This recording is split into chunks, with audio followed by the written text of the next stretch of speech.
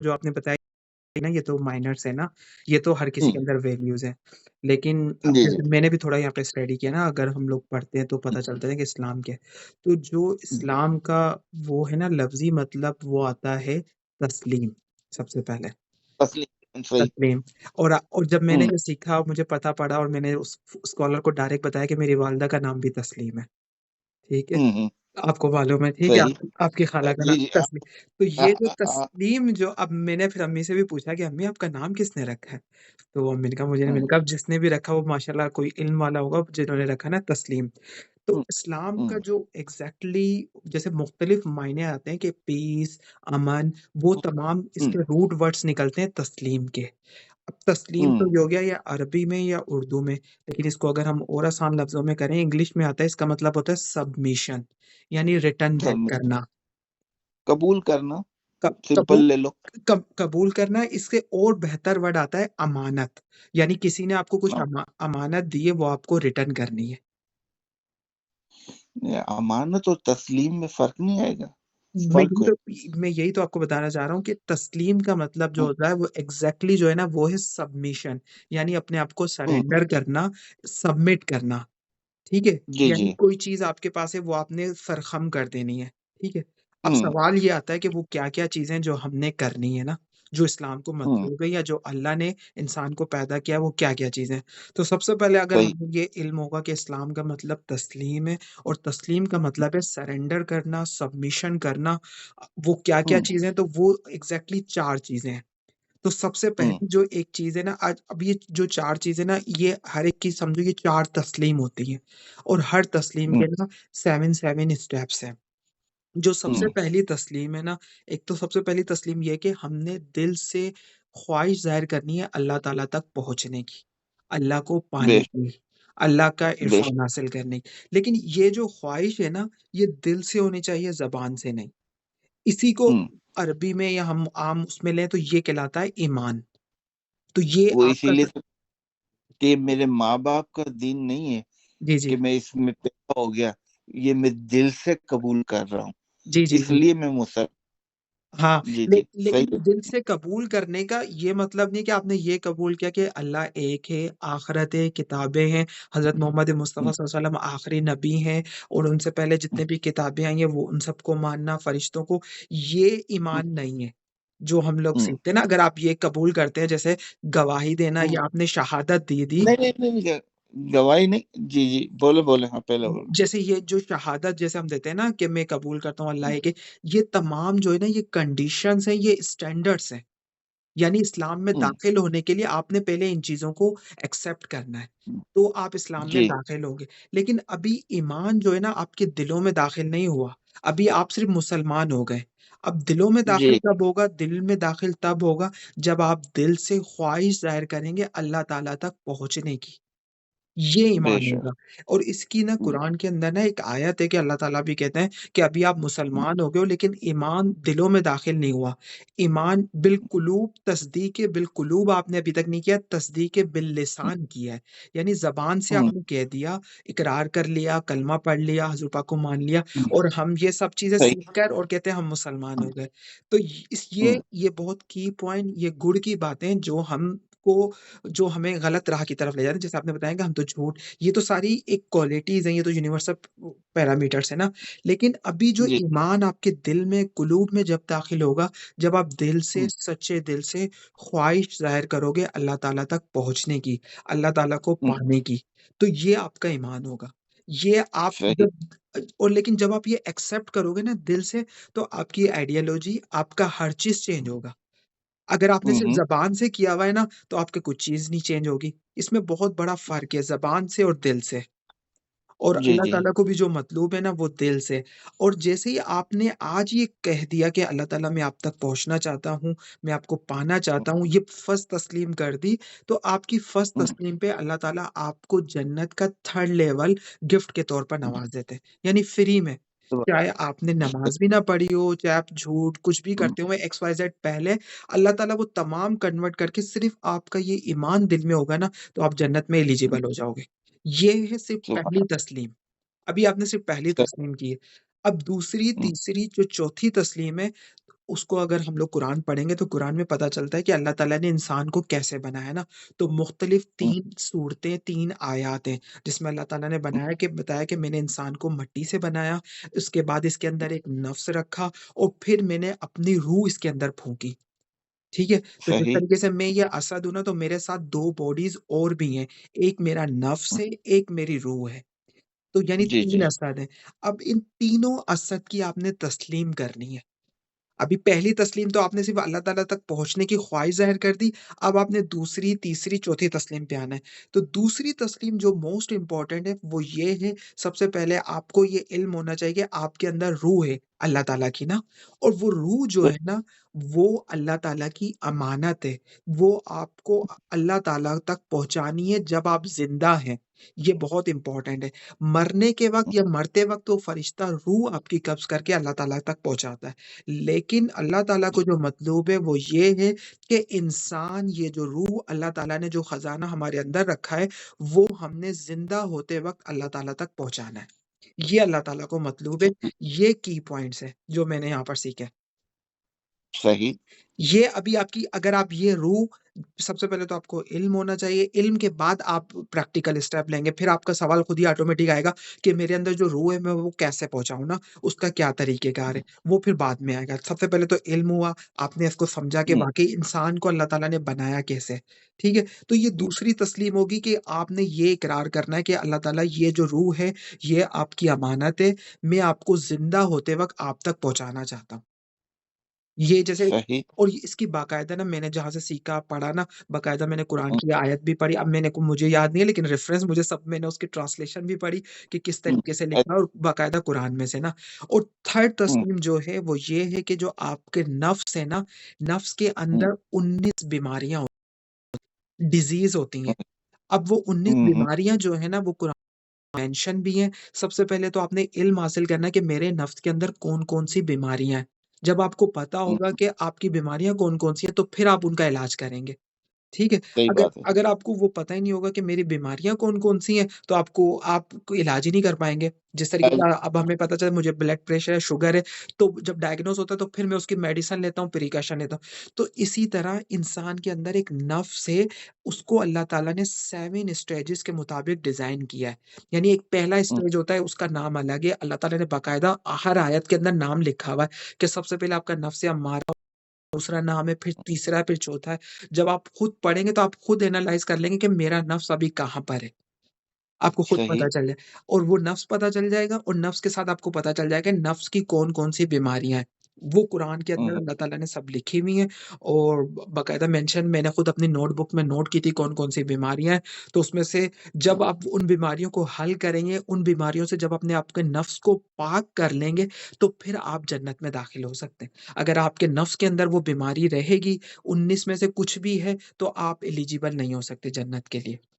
और अल्लाह ताला को सही। जो मतलूब है वो नफ्स से तज़किया यानी पाक नफ्स मतलूब है अल्लाह ताला को ना। लेकिन जो हमारा नफ्स है ना, वो हम्म, काम करता है डेविल के साथ मिलके, हर बुरे काम करने की ना जो हमें तरगीब देता है ना कि कैसी-कैसी सोच आती है कि मैं ये फ्रॉड कर लूँ, ये फ्रॉड करूँ, तो ये सारी नफ्स की होती हैं। और जो अच्छाई के होते हैं वो रूह के साथ मिलके काम करते हैं। तो जब आप जी अपने जी जी। नफ्स को पाक करेंगे तो ये आपकी तीसरी तस्लीम हो जाएगी। इसके बाद हम्म, चौथी तस्लीम जो आती है वो ये है कि अल्लाह ताला ने आपको फ्री विल दी है, फ्री चॉइस कि आप इन चीज़ों को एक्सेप्ट करें या ना करें। यानी कोई ज़बरदस्ती नहीं, वरना अल्लाह ताला चाहते तो पूरी दुनिया को मुसलमान पैदा कर देते, पूरी दुनिया को अच्छा कर आज। देते। शैतान को भी अल्लाह हम्म, ताला ने पैदा किया, हर चीज़ एक अल्लाह ताला ने पूरा सिस्टम बनाया है और अल्लाह ताला ने हम्म, इंसान की रहनुमाई के लिए जैसे हज़रत आदम को बनाया, उनसे जब मिस्टेक हो गई, उनको बोला कि ज़मीन पे जाओ फिर आपको मेरी तरफ से हिदायत आएगी, तो आपने उसको हम्म, एक्सेप्ट कर लिया तो मैं आपको गाइड करूँगा।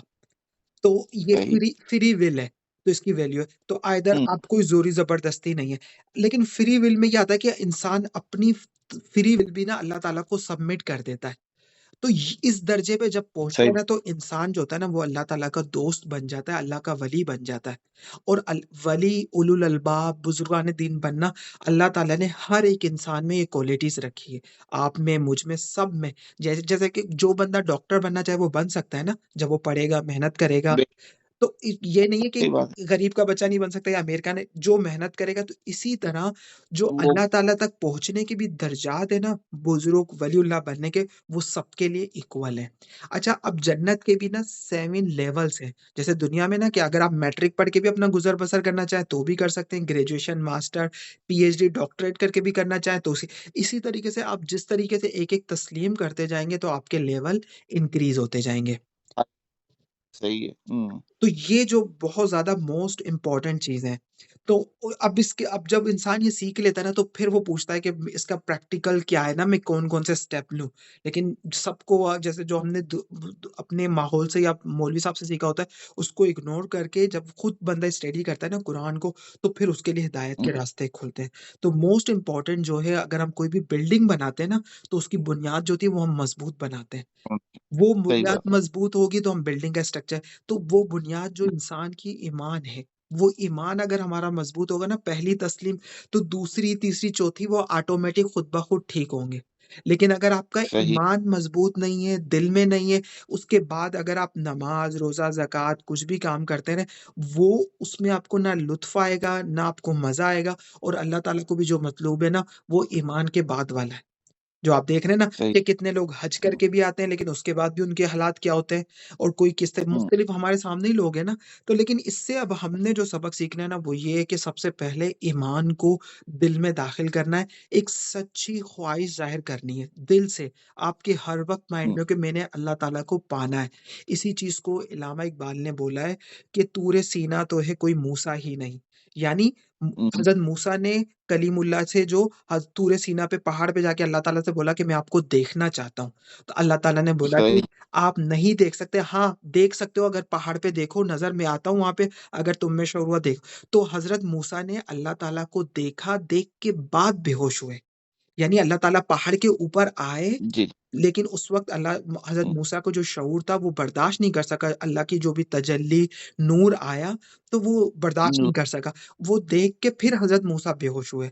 तो अब सही। इसका जो मतलब जो इससे सबक है ना, हम सब ने भी हज़रत मूसा की तरह ना अल्लाह ताला को देखने की, अल्लाह ताला से मुलाकात करने की ख्वाहिश ज़ाहिर करनी है। ख्वाहिश सच्ची, तो ये ईमान होगा। सही।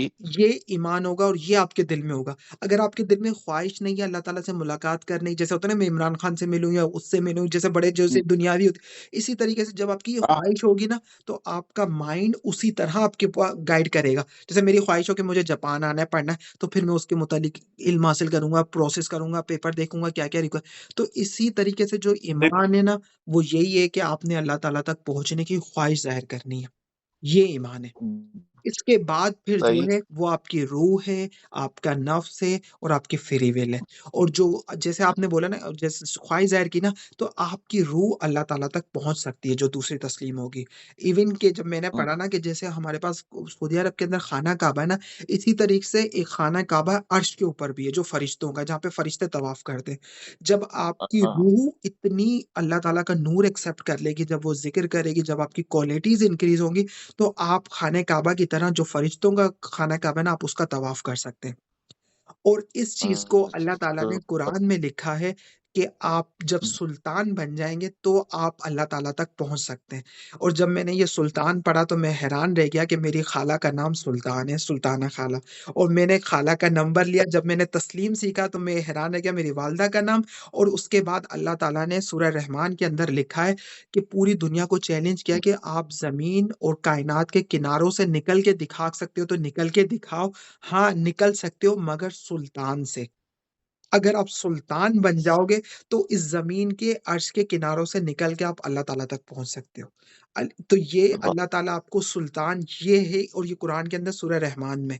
तो जब मैंने पढ़ा इसकी तफ़सीर और इसको समझा, तो मैं हैरान भी हुआ, खुशी भी हुई, और मैंने ये मैसेज खाला तक भी पहुँचाया। मैंने कहा खाला, आपने ये सुल्तान, मैंने खाला से भी ये पूछा, अम्मी से भी, कि आपको पता है आपके नाम की मीनिंग क्या है?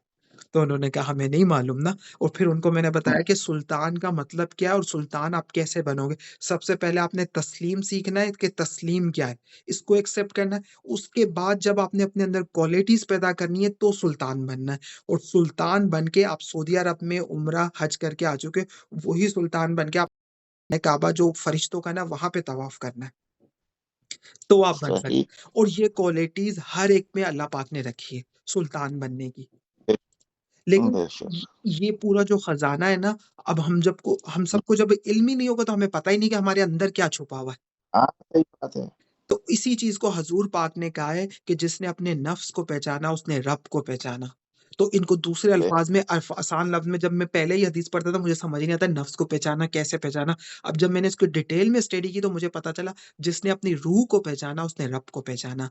अब वो किस तरीके से, जब अल्लाह ताला ने रोजे अजल में सबसे पहले इंसान की जब रूह बनाई ना, तो रूह से पूछा कालू बला अलस्तु बिरब्बिकुम, ये कुरान के अंदर बाकायदा आयत है। अल्लाह ताला ने पूछा रूहों से मुखातिब करके, क्या मैं तुम्हारा रब नहीं हूँ?